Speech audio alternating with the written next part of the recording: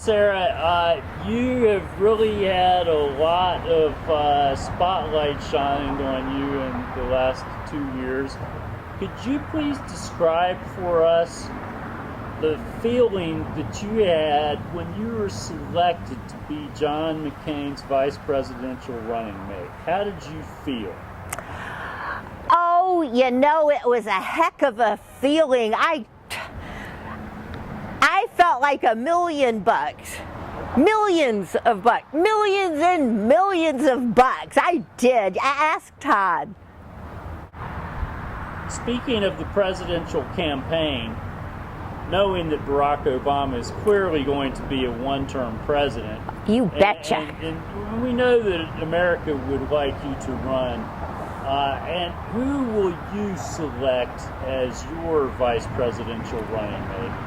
Well, you know, Charlie, there are just so many good people in the Republican Party that have fought the fight, and you know, it's going to be really hard to narrow down. But I tell you, one real American that I would have to really think about, that would be Jan Brewer. Now, there's a woman, she does not retreat, she reloads.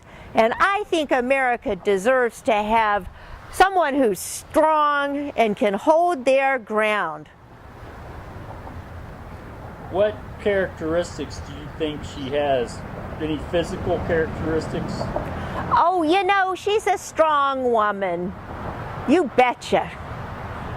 Okay, well then let me ask you some questions related perhaps to Governor Brewer. As we agreed, we let you have a list of questions in advance so you could think about them, and let me ask you. I forgot my questions. They didn't fit. That's here. They didn't. That's all right. I've got a sheet. Oh, Charlie, thank you. Here. Okay. So look those over for a moment, and speaking of Arizona, what is your stance on the denizens, first of all, in Texas, a border state, and do you think the denizens of Texas should be repatriated, and does the same go for Arizona? Well, you know, absolutely. I mean, the phrase is illegal denizens. Now, what part of illegal is so hard for liberals to understand? Now, I know there are some denizens that have been there a long time. I mean, Texas has a town named Denison, Texas, and you know, but that reflects its history. But you know, illegal denizens have no place in a free country. Well, that's good. Now, as long as we're talking about things that would surely be big issues in the presidential campaign, I'd like to just go back for a moment to the past campaign. Some people have said that Barack Obama lacks moral fiber, but that John McCain was a pillar of libido. Oh, you bet. Do you think that American voters were duped by Obama? Well, absolutely. I mean, lacks moral fiber, you bet. And I mean, the libido thing, he can't come close to John. John was a POW in Vietnam. Now, there's a man, you know he's got some libido working for him. And that's the kind of person that the mainstream media, the lame brains, they just skewed it. You know how they are.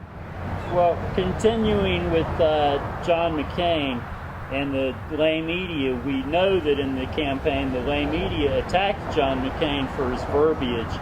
And so is it ironic that a liberally biased press would criticize McCain for taking a maverick green stance and co-opting the left? Well, you know, we're mavericks. We just, you know, and that's why that upsets the lamestream media. They just can't keep up with that. And I mean, they talk about verbiage like that's a bad thing. But you know, the man has verbiage, and that's just who he is. And you know, and we're mavericks.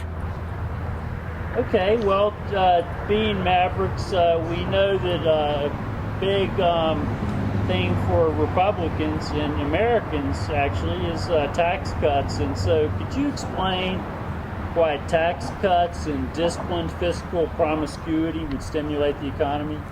Oh, I mean, that would stimulate it beyond belief. I don't know. I think that goes to Obama's lack of libido. And if we had McCain in here, we would have promiscuous stimulus spending, and that we wouldn't be talking all this gloom and doom about recession and depression. Okay, well then let me just ask you a little bit more. Now, some of these questions aren't on the list of prepared questions, but I think you've had a lot of practice with some of them. So could you tell us what exactly is wrong with Obamacare? That might be kind of long, so try to keep it short, but then how would you repeal and replace Obamacare? You know, real Americans want freedom, and Obamacare takes that away from us. And so, you know, we have the best healthcare system on the planet, and you know, we just repealed it, and it was fine. It would be just fine. You know, I'm against death panels. Do you have a grandmother, Charlie? Well, not anymore. Death panel, huh? Yeah, that's what I thought. So, you know, we can't be having that. So we got to repeal the Obamacare and have good old American real health care for real people. Okay, now very good. Let me just ask you one last question. People originally criticized you for being a woman and essentially being anti-feminist, but now that you've proven that you're actually a feminist, a mama grizzly feminist, actually. So does that mean that your husband is uxorious? Oh, you couldn't call Todd uxorious. He is just the nicest guy. He supports me 100%.